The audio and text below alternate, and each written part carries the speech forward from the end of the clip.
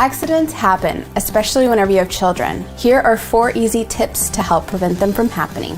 Tip 1. Having furniture with rounded edges helps prevent injury.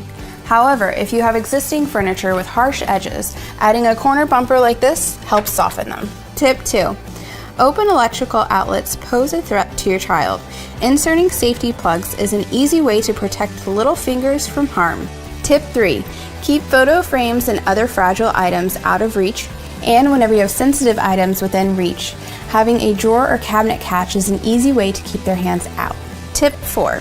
Using a finger guard on doors will help prevent them from fully closing, reducing the risk of fingers getting caught in the door. You can also put the finger guard on the handle of the door to keep it from bumping into the wall. For more information on IKEA's Children's Safety Series, Patrol, please check out your local IKEA store or IKEA.com.